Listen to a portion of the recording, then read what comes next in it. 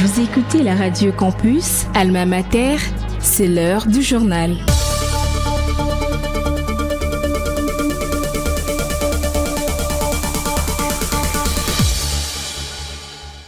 Merci de choisir la 107.6 MHz pour vous informer. Voici les principaux titres de ce journal.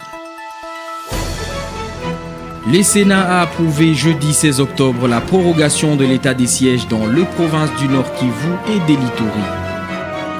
Clôture ce vendredi à l'université de Kinshasa sur l'état des lieux de la recherche interdisciplinaire et transdisciplinaire organisée par l'Académie des recherches et d'enseignement supérieur. Les détails dans ce journal. La police nationale congolaise a déjoué une tentative de braquage dans une agence de la Rabobank jeudi 16 octobre. C'est une prouesse qui mérite d'être encouragée, a fait savoir le recteur de l'université de Kinshasa, le professeur Jean-Marie Kayembe, que vous suivrez dans ce journal. Voilà tout pour le sommaire. Excellentes conditions d'écoute à toutes et à tous. Vous êtes branchés sur la Radio Campus Unikin, la radio du savoir, sur 107.6 MHz, votre radio. Je le disais tantôt, le Sénat a approuvé jeudi 16 octobre la prorogation de l'état des sièges dans les provinces du Nord Kivu et de l'Ituri. Comme le prévoit la Constitution, cette mesure exceptionnelle doit être renouvelée tous les 15 jours. Présenté par les ministres de la Justice, Guillaume Gueffa, le projet de loi a été adopté sans débat préalable sur 73 sénateurs présents. 70 ont voté pour, aucun contre et 3 se sont abstenus. Par ailleurs, la Chambre haute a validé le mandat de 4 nouveaux sénateurs suppléants, dont ceux appelés à remplacer des parlementaires nommés au gouvernement et celui du défunt sénateur Adonis Ngabani. La décision a été prise sur base du rapport de la commission PAJ de droits de l'homme présidée par le sénateur Jules Lodi. La police nationale congolaise a déjoué une tentative de braquage dans une agence de la Rabobank jeudi 16 octobre. C'est une prouesse qui mérite d'être encouragée. C'est l'avis du recteur de l'université de Kinshasa, le professeur Jean-Marie Kayembe. Si ces braquages avaient réussi, tout le monde allait dénoncer l'inefficacité de la police. Et maintenant que la police nationale congolaise a montré du professionnalisme, c'est le silence. Le recteur Jean-Marie Kayembe félicite la police nationale congolaise. On l'écoute.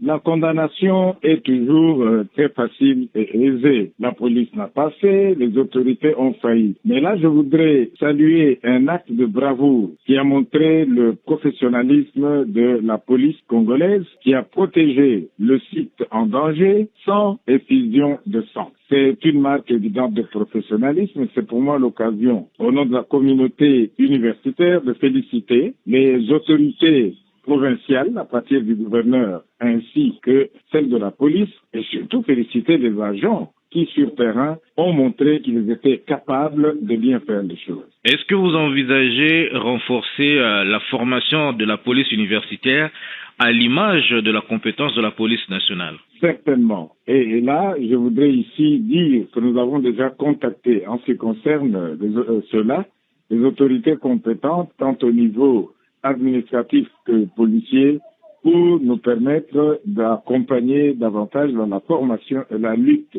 contre les émeutes en milieu universitaire, etc., de la police universitaire. C'est totalement envisagé et la chose avait déjà été faite. Quel message vous lancez à l'endroit de la population congolaise en matière de sécurité? La sécurité est une affaire de tout le monde. S'informer, se former, c'est la première chose, et d'avoir foi quand même en ceux qui nous dirigent. Mais nous devons pouvoir être courageux et dénoncer toutes les incongruités que nous pouvons observer autour de nous.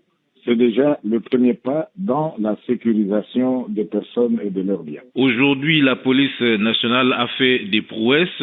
Les gens n'en parlent pas beaucoup, mais lorsqu'il y a des bavures, c'est tout le monde qui en parle. Comment pourriez-vous expliquer cette contradiction? C'est parce que nous aimons le sensationnel. Si aujourd'hui, au nom de l'université de Kinshasa, je m'empresse à féliciter les autorités ainsi que la police, de la place. C'est aussi pour un petit peu casser avec ces sentiers battus et de montrer que toutes les choses au niveau de notre pays ne sont pas que mauvaises. Il y a parfois des actes à applaudir, mais il faut absolument avoir le courage de le faire. Ceci ne devra pas nous enliser et nous mettre dans des lauriers qui vont nous faire évoluer dans la distraction, mais c'est plutôt apprendre de nos erreurs pour mieux faire et apprendre de nos succès, comment les perpétuer et les pérenniser. Clôture ce vendredi à l'université de Kinshasa sur l'état des lieux de la recherche interdisciplinaire et transdisciplinaire organisée par l'Académie des recherches et d'enseignement supérieur. Cette grande messe scientifique a réuni pendant 2 jours chercheurs, enseignants et responsables académiques autour d'une réflexion sur les défis et perspectives de la recherche scientifique en République démocratique du Congo. Le professeur Bissa a appelé à une recherche scientifique utile et tournée vers les réalités du pays. Selon lui, les résultats de travaux universitaires doivent répondre aux problèmes concrets des Congolais. On l'écoute. Commençons d'abord par remercier les organisateurs, la RES-Sénékin, le professeur Raoul Kengekeng de l'école de criminologie et madame la secrétaire générale à la recherche de l'Inikin, mais aussi monsieur le recteur, pour ce genre de festin scientifique autour de notre métier. Les résultats de la recherche scientifique doivent être des solutions aux angoisses existentielles du pays. Ça ne sert à rien d'avoir des sciences, de faire des thèses, des ouvrages, si dans l'entretemps les Congolais continuent à mourir parce qu'on n'a pas d'armes, si les Congolais continuent de mourir de faim, si les Congolais n'ont pas les médicaments, là-bas l'université n'a pas sa raison d'être. Ici, notre grand souci, c'était de dire qu'est-ce que nous faisons pour que nos résultats de recherche deviennent des solutions à l'angoisse existentielle du pays. Aujourd'hui, au niveau national, au ministère de la Recherche scientifique et Innovation technologique, on a mis en place des institutions qui font bouger les choses. Le Fonds national de la recherche scientifique est l'incubateur du génie scientifique congolais. Et ces 2 institutions sont gérées par des professeurs de cette université, mais malheureusement, apparemment, les gens ne semblaient pas les connaître. Nous l'avons expliqué qu'il est aujourd'hui possible, lorsque vous avez créé et que vos résultats soient en adéquation avec les priorités du gouvernement. Donc, vous aidez les Congolais à mettre fin à la faim, mettre fin aux antivaleurs, mettre fin à la guerre, mettre fin au délabrement des infrastructures, soumettez un projet à l'incubateur du génie scientifique congolais. Nous allons vous donner un comité d'accompagnement dans le processus de la maturation des résultats et on va vous conduire au guichet unique de création d'entreprise. Vous allez devenir une entreprise. Les scientifiques ne doivent plus être des pauvres. La science doit nourrir. Au terme de cette conférence, le professeur Raoul Kengekenge de l'école de criminologie a formulé des principales recommandations, notamment en collaborant avec la société civile. Ensuite, renforcer et diversifier les financements de la recherche en sollicitant non seulement l'appui du gouvernement, mais aussi celui de partenaires extérieurs. Eh bien, la première recommandation, c'est que des chercheurs puissent s'investir dans la valorisation de recherche. Il y a beaucoup de recherches qui sont réalisées, mais parfois on s'arrête au niveau de la publication, alors qu'il y a d'autres manières de valoriser la recherche, notamment élaborer un projet pour travailler avec des acteurs de la société civile. Donc ça, c'est une première recommandation. Et la deuxième recommandation aussi, c'est la question du financement de la recherche. C'est vrai que les chercheurs qui étaient ici ont souhaité que le gouvernement puisse financer la recherche de manière beaucoup plus concrète, mais on doit diversifier aussi les sources de financement pour pouvoir effectivement entreprendre de recherche avec les organisations de la société civile ou avec d'autres partenariats ou d'autres réseaux pour pouvoir obtenir les moyens de financer la recherche. Décès du professeur Anissé Kwimi Akol de la faculté des sciences sociales administratives et politiques de l'université de Kinshasa. L'illustre disparu a enseigné dans plusieurs facultés et départements, notamment le sciences de l'information et de la communication. Le doyen de la faculté des sciences sociales administratives et politiques parle d'une grosse perte pour l'université. On écoute les professeurs Mambi Ntungabao. Le professeur Kwimi est décédé depuis avant-hier. Malheureusement, la faculté est en train de perdre. Chaque jour qui passe, C'est une grande perte pour la faculté. Il est professeur à la chaire du management. Il a été un des meilleurs professeurs dans son domaine. Y a-t-il un programme pour les obsèques? Le programme, nous attendons d'abord que la famille se réunisse. La faculté doit entrer en contact avec cette famille pour définir et annoncer à la communauté universitaire le programme de son inhumation. Toujours à l'université de Kinshasa, la communauté académique a rendu ce vendredi un dernier hommage au professeur Joseph Moli Chonongo. La cérémonie organisée devant la faculté des sciences et technologies a réuni les collègues étudiants et autorités universitaires venus saluer la mémoire de ces grands scientifiques et pédagogues qui a marqué des générations à l'université de Kinshasa. Le chef du département de chimie et industrie, le professeur Blaise Mavinga, a salué la mémoire d'un enseignant rigoureux et passionné de chimie organique.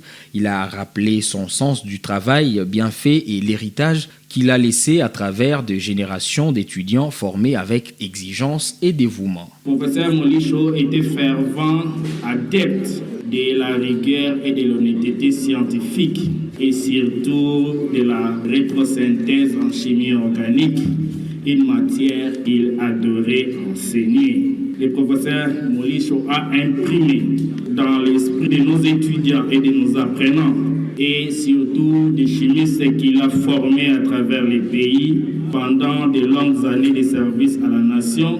Il a donc imprimé la notion du travail bien fait dans un temps record. Il nous disait toujours qu'il faut un maximum de meilleurs résultats pour un minimum de temps nécessaire.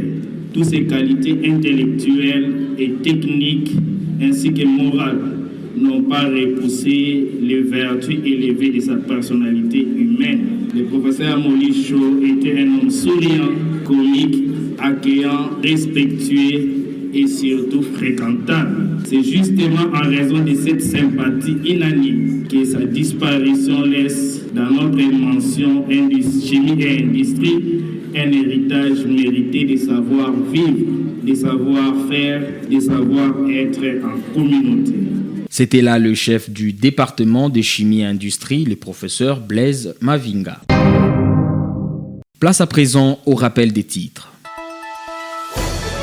Le Sénat a approuvé jeudi 16 octobre la prorogation de l'état des sièges dans le province du Nord Kivu et d'Elituri. La police nationale congolaise a déjoué une tentative d'ébraquage dans une agence de la Robank jeudi 16 octobre. C'est une prouesse qui mérite d'être encouragée. C'est ce qu'a fait savoir les recteurs de l'université de Kinshasa, le professeur Jean-Marie Kaembe, que vous avez suivi dans ce journal.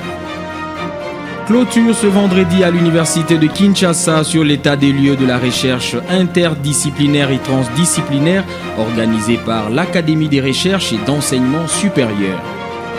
Réalisé par Jason Loudem, ce journal est complètement terminé. Concours rédactionnel Jean-Paul Koutoumissa, Divine Gomba. La technique est assurée par Sylvain Chizungu, Salem Dianda, Luxen Kinounou à la supervision. Merci de votre sympathique attention. Restez fidèles au programme de la 107.6 MHz.